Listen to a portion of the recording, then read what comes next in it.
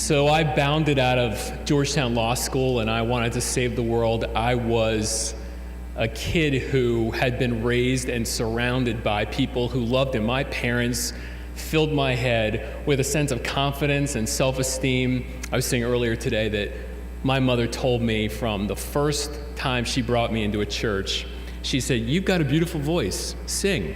I cannot sing. But my mother filled me with this sense that I could sing. And even today in church, I'm singing inappropriately loudly because I believe that I can sing.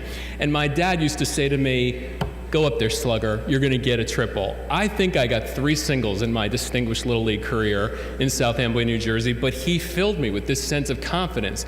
So the impossible always seemed possible to me. And I came to Covenant House, and so began this experience that I could best describe as a solar eclipse. The light and the sun and the optimism and the hope, and so much of what drove me into wanting to be at Covenant House began to leave me. I remember that first October in 1992, I was in the Amtrak tunnels. I don't know how many of you are from, let's have a show of hands, who's from New Jersey? Okay, so who's taken the train from New Jersey into New York on New Jersey Transit? I did this hundreds of times as a kid to go see the Christmas tree, to go see the Yankees, maybe once in a while to see the Mets, to occasionally go see a Broadway show. And here I was, 23 years old, in the Amtrak tunnels in New York City, and I saw a pregnant 13-year-old who was living in the Amtrak tunnels because she had been prostituted down in the salt mines in Chelsea and Manhattan. And when she became pregnant, she was no longer sellable, and she fell adrift into homelessness. And she lived with other young people in that tunnel. And then the following month, in November of 1992, my then, not girlfriend, yeah, she was my wife then, so Claire and I went to Covenant House to celebrate Thanksgiving. And there were a group of boys in the back of the room, and they were singing. And I told you guys that I like to sing. I thought I could sing. And they were singing Boys to Men. Anybody here hear Boys to Men? Thank you. So I hooked up with those guys until I realized they were singing the songs they wanted played at their funerals, because all of them were sick. 2 had HIV, 1 had full-blown AIDS. They had all been infected on the street. All 3 of them were gay. 2 of them had been kicked out by their families when they came out, and 1 really never gave his family a chance to work something out.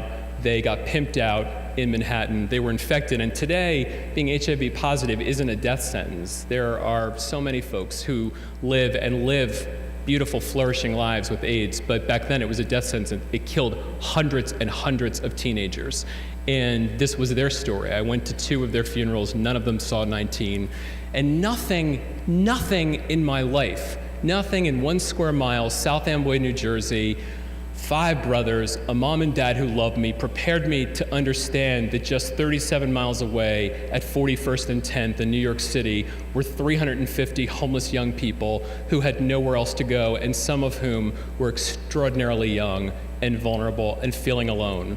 So I show up September 7th, 1992, and the first kid I meet is Binny. And I cannot even tell you what color her eyes were for the first half hour because her gaze is averted to the floor. And she is cradling herself, rocking back and forth, and when I catch a glimpse of her cheeks, they're soaked with tears. And she's slowly telling the story of never knowing her father, her mother dying when she's 13 years old. She's turned over to the custody of her aunt, who disenrolls her from school and essentially makes her a domestic slave in her family. So she's responsible for the laundry and the cleaning and the cooking. And by the time she is almost 15 years old, she's turned over to a local gang, and she's trafficked and serially raped through her adolescence, until one day, when she's almost 18, she breaks free and she makes her way to JFK Airport in New York. And she lived there for a week, eating out of the garbage can in front of the Nathans. It's impossible to believe in our post-9/11 world that a homeless young person could be living in one of New York City's airport terminals eating out of a garbage can. But before 9/11, that happened all the time. Homeless people and lots of homeless kids hid in the bus terminals and the airport terminals until the Port Authority cops saw her and they brought her into Covenant House. And then she slowly told this story. You know, I was a kid who had even though I'd graduated from law school, I had all of the arrogance and none of the skill that law school should instill in its graduates. So I thought that I was ready to handle all of the world's problems, and this kid had a host of problems. She hadn't been in school in years. She was poor. She had been trafficked. And as a result of that, we slowly found our way together. But I've got to be honest with you, it wasn't long after I began to work on her case that I determined I'm doing these 2 years at Covenant House and I'm getting out of here. Because this is a place of darkness and violence and exploitation and hurt, and the narrative of these kids' lives is going to turn me into a self-hating, self-loathing, cynical person.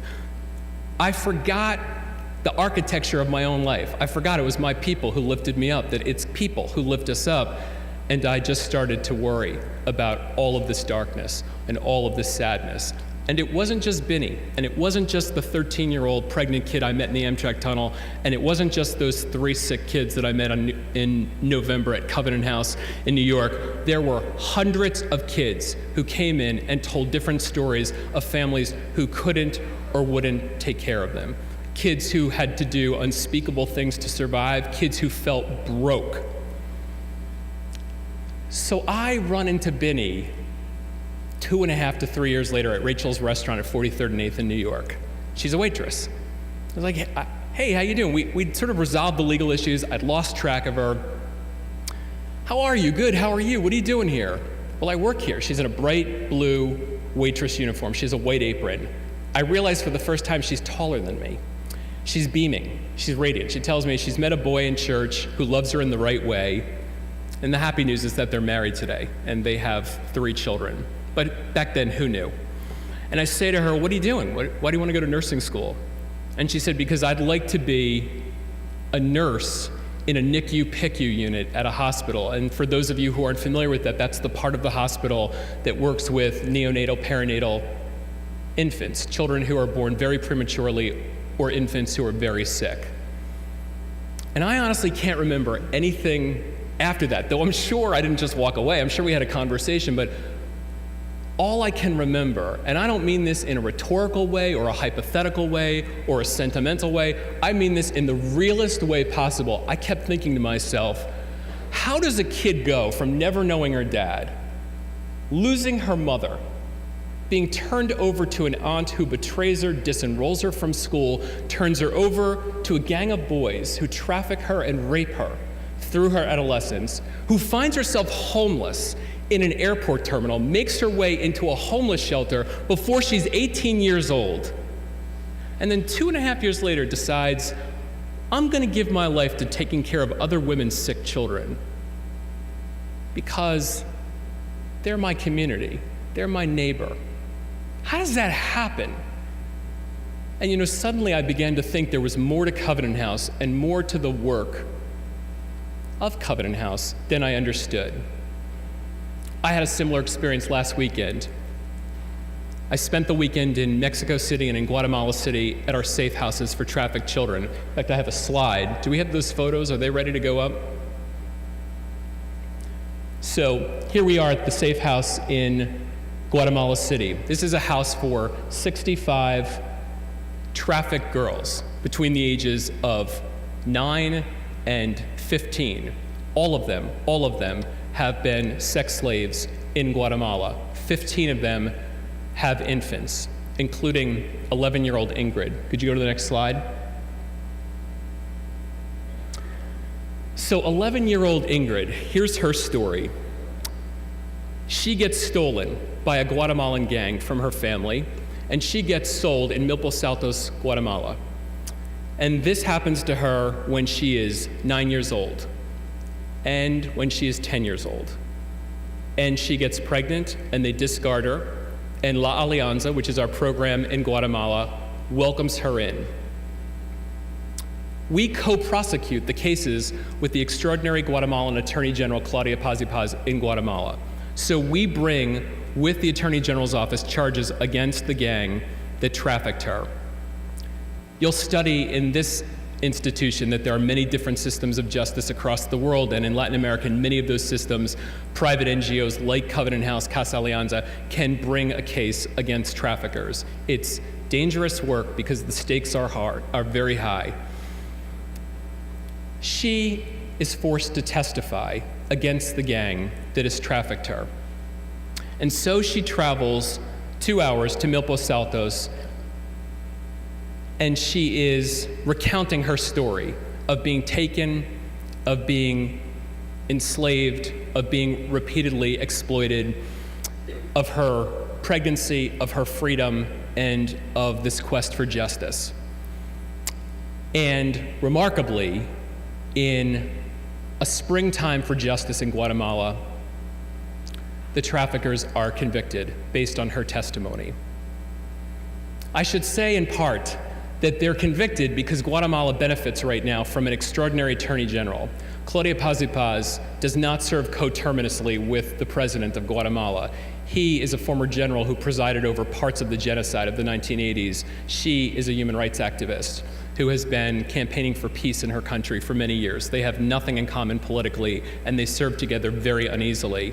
When she discovers that her one child has stage 4 brain cancer, Claudia Paz sends that child to CHOP here in Pennsylvania, in Philadelphia, for surgery. And when she gets on the plane and boards the plane in order to be with her child on the night of his surgery, the president announces that she has abandoned her post and that if she doesn't return within 24 hours, he will replace her. And so she hears this news on the tarmac, and she gets back on a plane, and she flies home to assure her countrymen that she remains committed to a robust anti-human trafficking agenda and a justice agenda. And I see her many, many months later, and I'm bowled over by this. I have 6 kids, and I can promise you that if one of my children had stage 4 cancer and was being operated on, there's not a thing you could say or a thing you could do to pull me away from their bedside. And yet, because she saw in her countrymen this quest for justice and this deep commitment to neighbor, she did. And I said to her, I'm just blown away by you. And she said, I'm just trying to be a good mother and a good citizen. So back to Ingrid.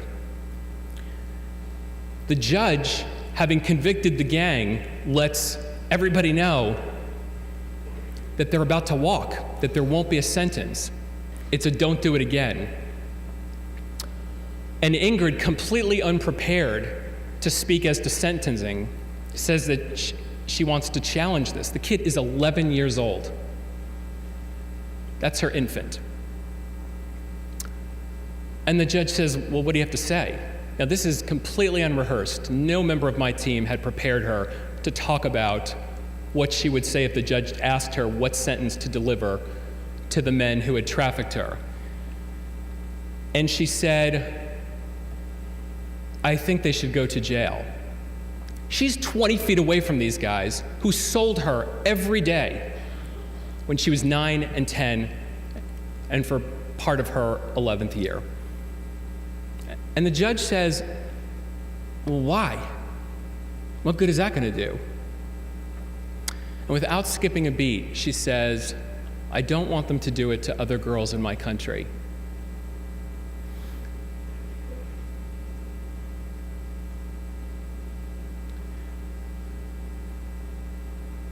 This courage that she musters in a moment of real crisis for her,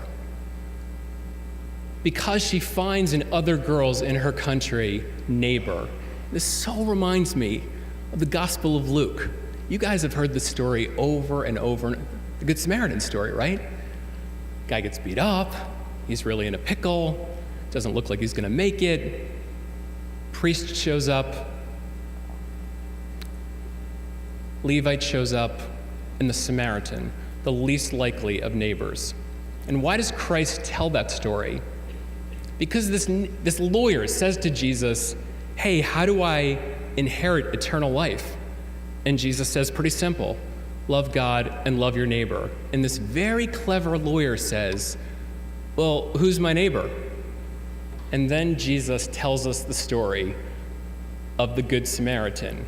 Today, like in our popular narrative, we think about the Good Samaritan as the person who stops and helps someone in a crisis. But it's more fully loaded than that, because the Samaritan was the least likely person to do that.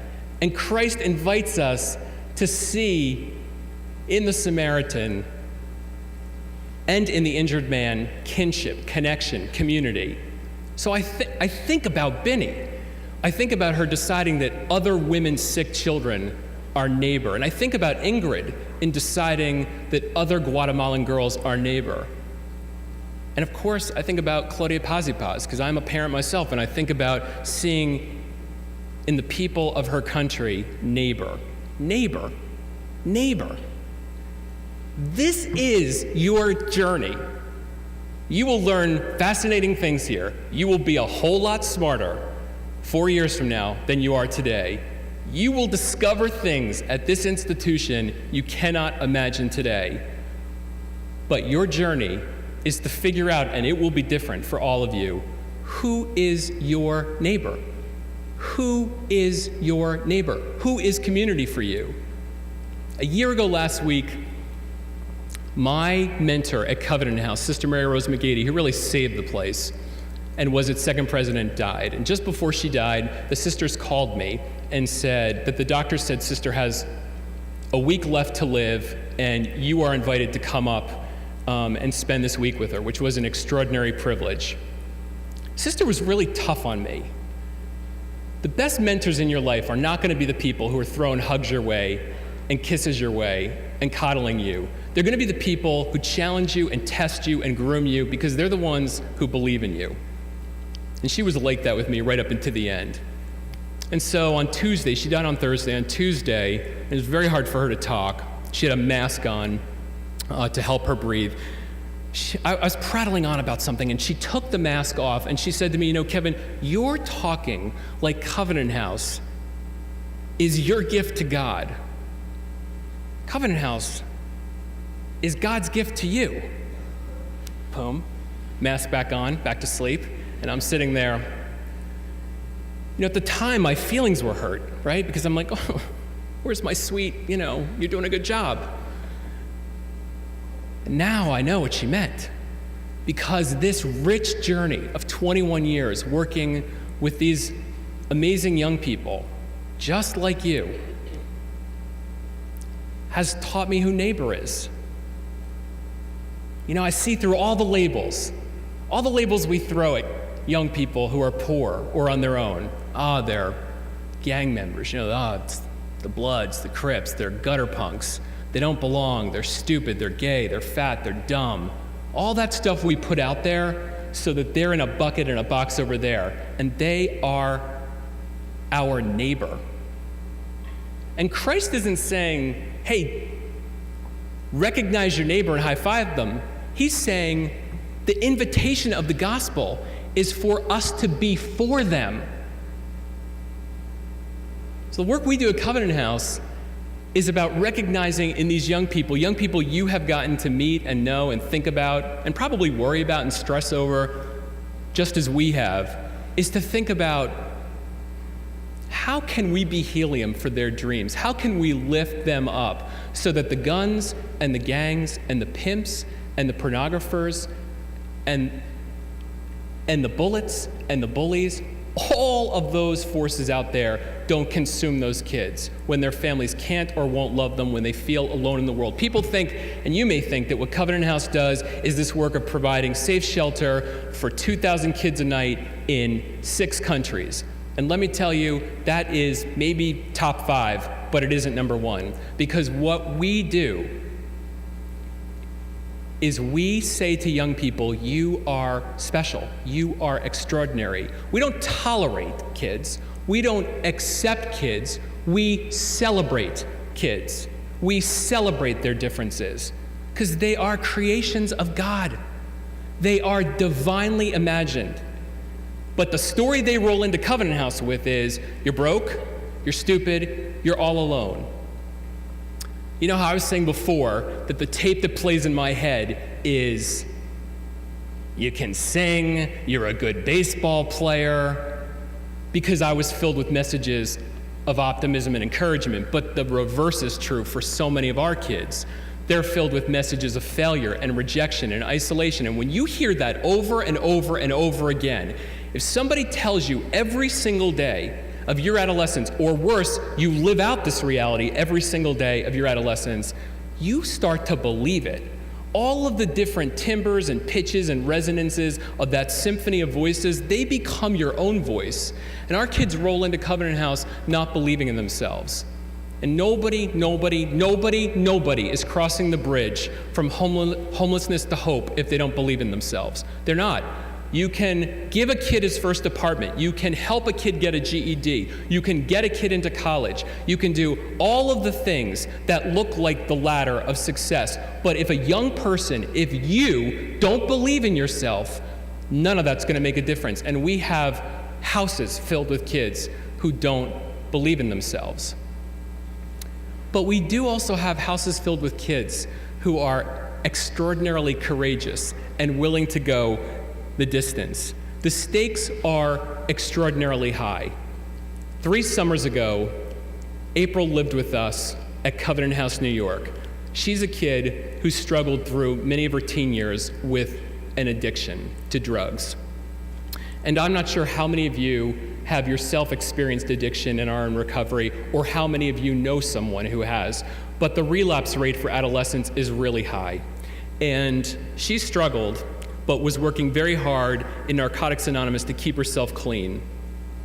And she'd been involved with a gang, and this gang, like a lot of the pimps who circle the Covenant Houses looking to recruit vulnerable kids, was really ticked off at Covenant House for taking away gang members and prostitutes and drug mules, right? Because it's a street fight. Like, I'm not trying to make this pretty. This is a street fight. There's a multi-million-dollar human trafficking and drug trafficking industry out there, and our kids are on the front lines, and if it's a tug of war, and if we don't win, they win. So the dog days of summer occur, April gets listless, and she hits the streets in August, and we next see her when her naked, bound body is dumped across the street from our shelter at 41st and 10th in Manhattan. If you come to Covenant House in New York, and you are all welcome to come, you will see at the front kiosk her picture posted by the NYPD inviting tips for information on who killed her. No New York Times story, no New York Post story, no Fox News, no CNN. A teenager gets killed and her naked body dumped 2 blocks from Times Square, radio silence. And this is why this is such tough work, because these kids don't have families around them cheering for them, and they don't vote, and they're not politically enfranchised, and they're so checked out of school in some instances that there's not a place to plug them back into. So when they die, or when they're killed, there isn't a mandate for justice unless we force there to be one. There's no family members at April's funeral, none. But there were hundreds of homeless kids and the donors of Covenant House and supporters of Covenant House who showed up, who lit candles, and who prayed for one another. And in some ways, her death is an invitation for all of us at Covenant House to work twice as hard to prevent our kids from committing suicide or making bad decisions that end up leaving them in worse straits. But it's also a reminder to me that we have the invitation to be community and to find neighbor together. So there are CEOs of the biggest corporations in New York, and there are college students who've never been homeless who show up at Covenant House to do their part, to serve a meal, to wrap Christmas presents. My favorite is the people who come and bake birthday cakes and bring them into the shelter. In doing this work for 21 years, I can't count how many kids have their first birthday at Covenant House. No. They're not turning 1, they're turning 16 or 17 or 18. And you know how I know this?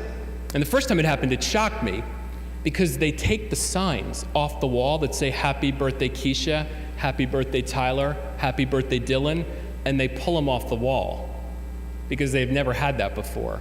This is the first time it happened to me. It was Covenant House, Atlantic City. I thought she was playing with me. She's like, "Can I have that? I've never had that before." And I was like, "Oh, okay, you're playing with me." She was not playing with me. no one had sung happy birthday to her. And you, of course, now you know Paulie, and you know Keith, and you know Muriel, and you know Megan, and you know Benjamin. You know Kriana. So you know sometimes some of those kids got birthdays and some of those kids never did.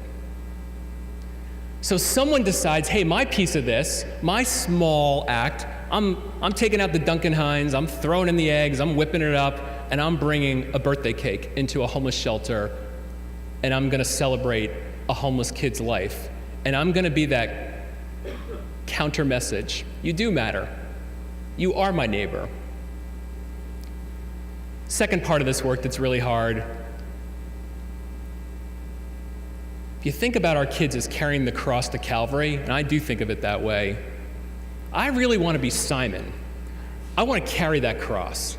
You know, I'm like, I got bad energy about this. I'm like like a lot of guys. I just want to fix it. Like, give me a hammer, boom, boom, boom, it's fixed.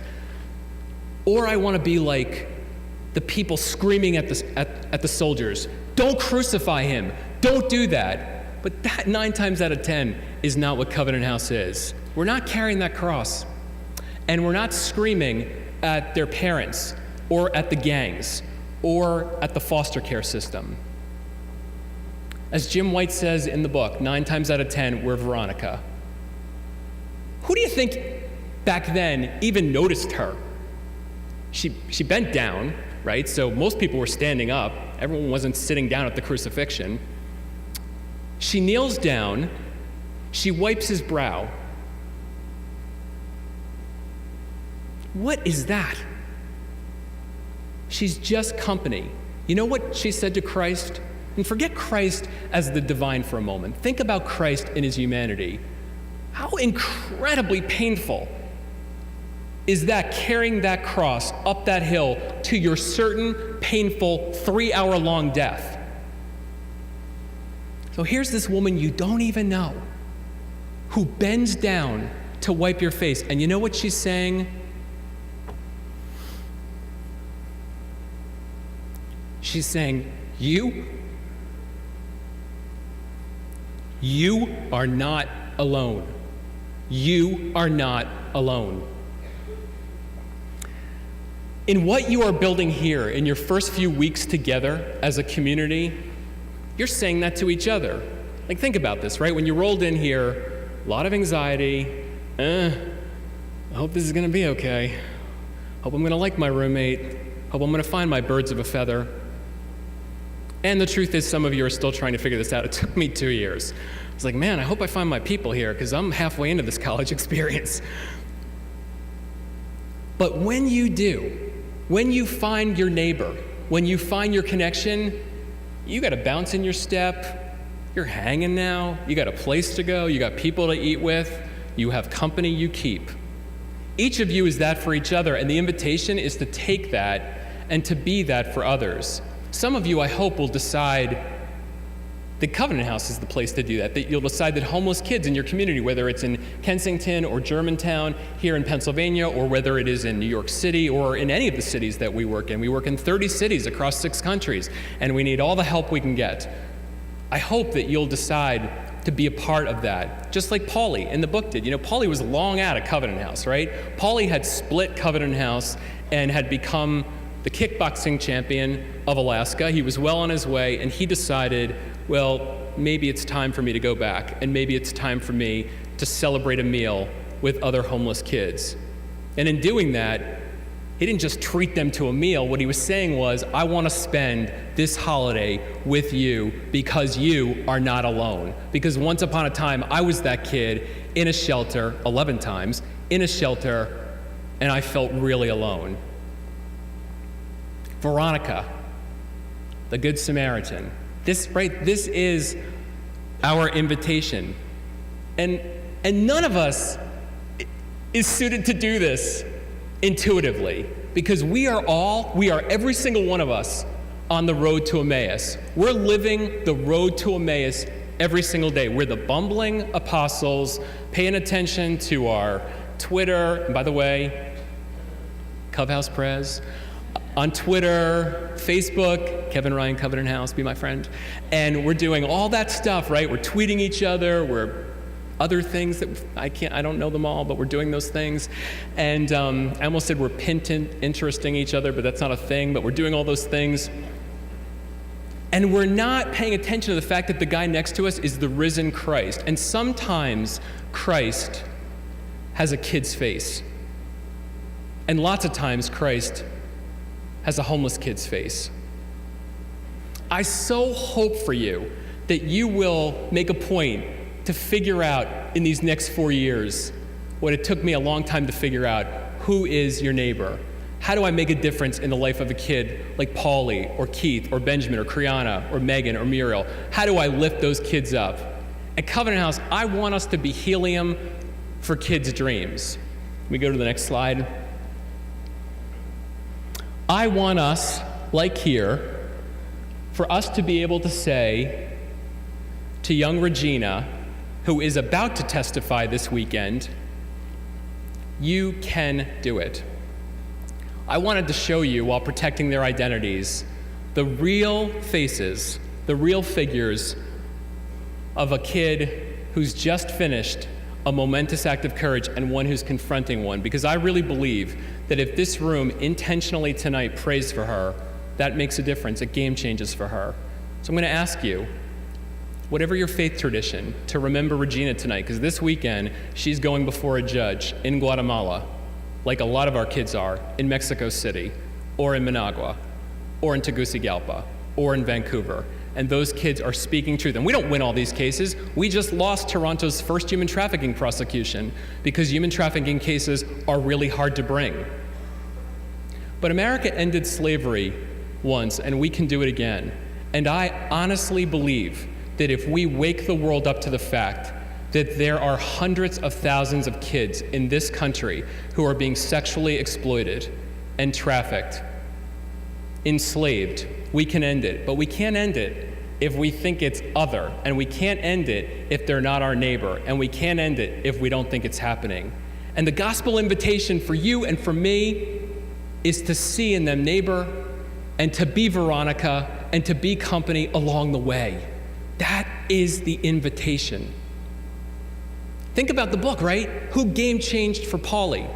Mildred. Cranky, moody, often disagreeable Mildred.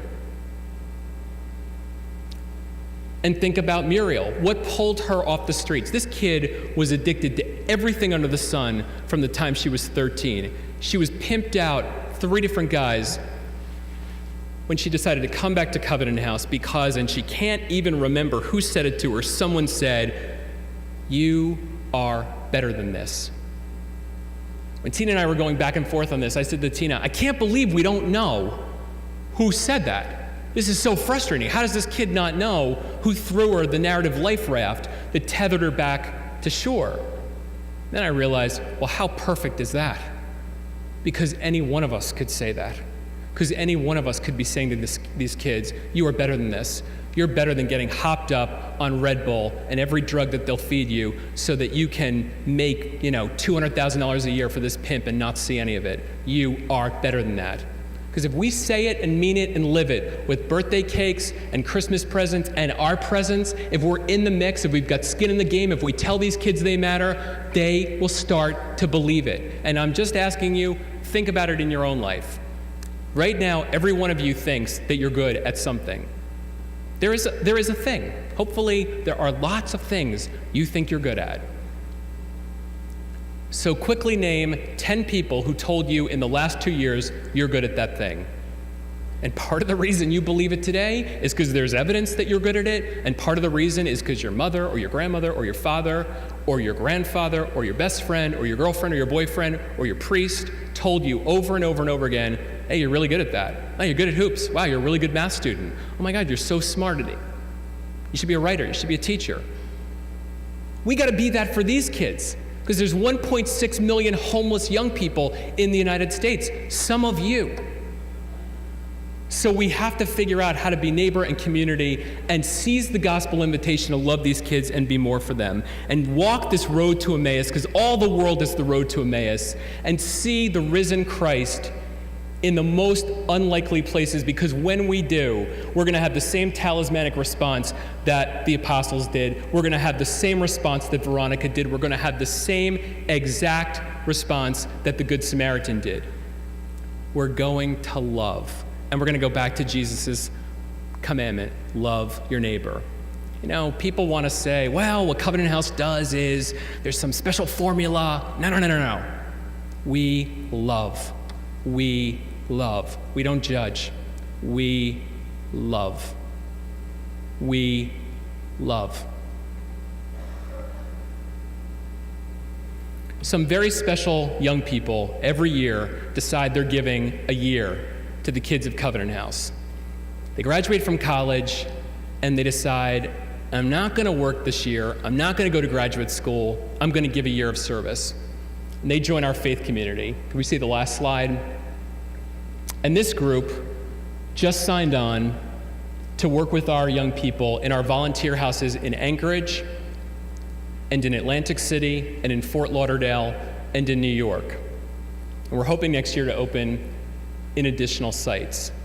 And these young people are young people just like you, young people who are really interested in putting their faith in action, in responding to the gospel invitation to find neighbor and to love and to help the suffering kids of the street. And because of these extraordinary 17 young people, there will be gangs that will lose. There will be pimps that will lose. There will be abusive boyfriends that will lose, because these people are putting sweat equity into loving kids who feel alone.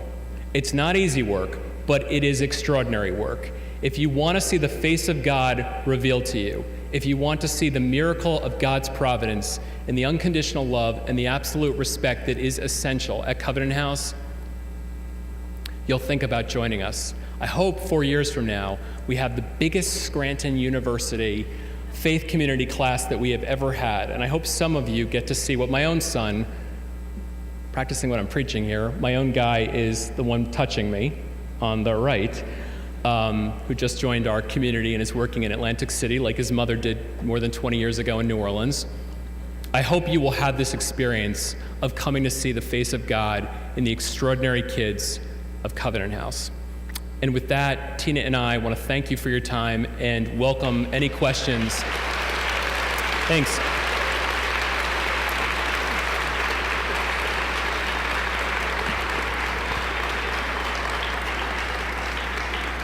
And we want to welcome any questions that you have. I think there's a couple microphones, so if anyone has a question for us, we'll be happy to answer them for a couple of minutes. Thank you. What other locations are you planning to open more buildings at, houses at?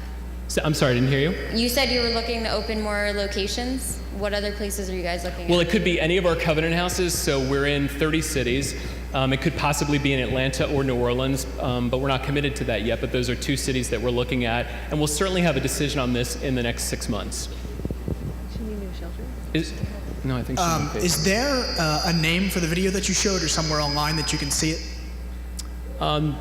There is. It's on YouTube. If you Google Covenant House on YouTube, you'll find that video. All right, thanks. And you know, I use my Twitter account, I'm being shameless here, I use my Twitter account and my Facebook to update the work of Covenant House. So those of you who are interested in following us in an ongoing way, and remember, Facebook you can opt out of too. You know, friend request me, Kevin Ryan, Covenant House, and I tweet at Cubhouse Prez.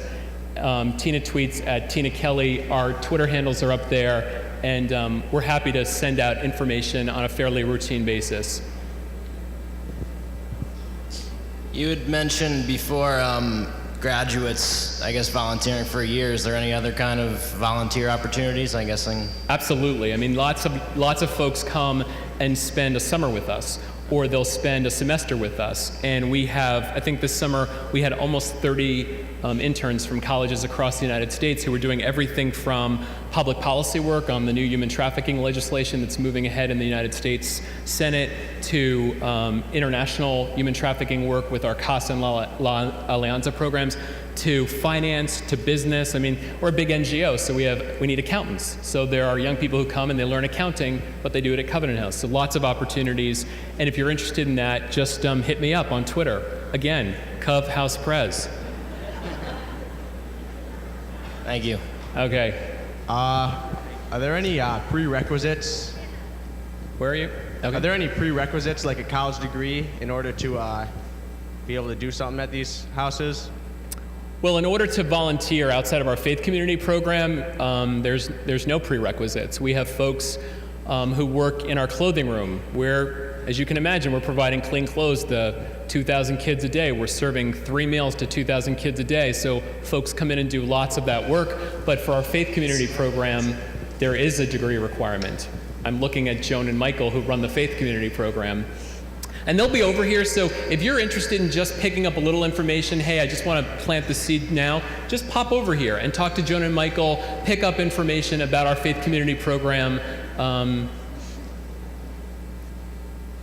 As much progress as Covenant House has made, what do you see as the next step for the organization as a whole? Well, you know, things have been really hard at Covenant House, like for all charities. We have about 1 million donors across the United States and Europe and Canada who support our work, but that's many fewer than we had in 2007 before the recession. And so that contraction in philanthropy means that we have waiting lists in Covenant House, New York, and we have waiting lists in Covenant House in Florida. And until those two centers operate without a waiting list so that every kid gets to come in as they do at every other Covenant House, there won't be any other thing that I am focused on. But when we get those waiting lists addressed, and that's a money question, right? When we get that addressed, then we're talking about both growing Covenant House's presence in cities perhaps like Chicago and Nashville and Boston and Las Vegas and perhaps in El Salvador. But then we're also thinking about really taking foursquare on the fight against human trafficking in this country, because it disproportionately and overwhelmingly enslaves kids your age and destroys them.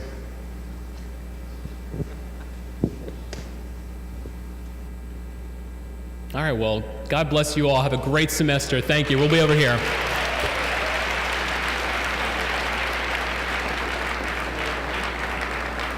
think we have to go down here.